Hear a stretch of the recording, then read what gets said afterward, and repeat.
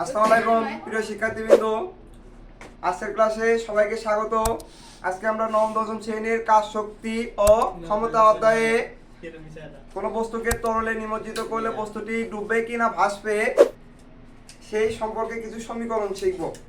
তা আমরা জানি কোনো বস্তুকে প্রবাহী পদার্থে অর্থাৎ তরল পদার্থে যদি নিমজ্জিত করা হয় তাহলে বস্তুটি উপর দিকে ঊর্ধ্বমুখী একটা বল ক্রিয়া করে, যেটাকে আমরা বলি প্লাবতা।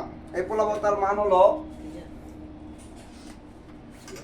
F = H ρg, যেখানে KH মানে হলো A হলো ক্ষেত্রফল, H হলো আমাদের বস্তুটার উচ্চতা। ক্ষেত্রফলের সাথে উচ্চতা গুণ করলে আমরা পাবো আয়তন, যেটাকে আমরা বিধার প্রকাশ করব V ρg।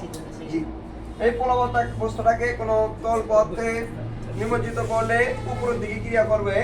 আমরা এখানে তিনটা চিত্র আঁক করছি। এখানে প্রথম চিত্র, এটা একটা দ্বিতীয়, আর এটা হলো তৃতীয়। এই তিনটা চিত্রে আমরা যদি প্রথম চিত্রেরটা খেয়াল করি, এখানে আমরা এম ধরনের একটা বস্তুকে এই তরল পদার্থের উপরে নিমজ্জিত করছি এবং এই বস্তুটার ওজন আমরা জানি ওজন সর্বদা কেন্দ্রের দিকে, পৃষ্ঠের দিকে, নিচের দিকে ক্রিয়া করে। আমাদের ওজন নিচের দিকে ক্রিয়া করতেছে এবং এই বস্তুটার প্লাবতার সমান বল উপরের দিকে ক্রিয়া করতেছে, যেটাকে আমরা বলছি ঊর্ধ্বমুখী বল। এটা হবে F = V ρg অথবা H ρg এর সমান। যদি বস্তুটার এই ঊর্ধ্বমুখী বল ওজনের থেকে বেশি হয়, ওজন যা হবে নিচের দিকে ওজন ক্রিয়া করবে, এর থেকে ঊর্ধ্বমুখী বলের মান যদি বেশি হয় তাহলে এই বস্তুটা সম্পূর্ণরূপে ভাসবে পানিতে।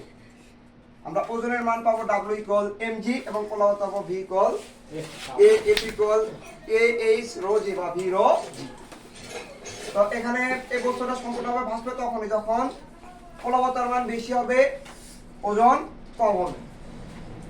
তারপর দ্বিতীয় চিত্রটাতে আমরা যদি খেয়াল করি, এখানে এই প্লাবতার সমান আমরা যদি কোনো বস্তু এই ধরনের বস্তুকে তরলে নিমজ্জিত করি, প্লাবতার সমান বল উপরের দিকে ক্রিয়া করবে এবং ওজন এখানেও নিচের দিকে ক্রিয়া করবে। কিন্তু যদি প্লাবতা F এবং নিচের দিকে যে ওজন ক্রিয়া করবে এই দুইটা পরস্পর সমান হয় তাহলে বস্তুটা অনিমজ্জিত অবস্থায় ভাসবে।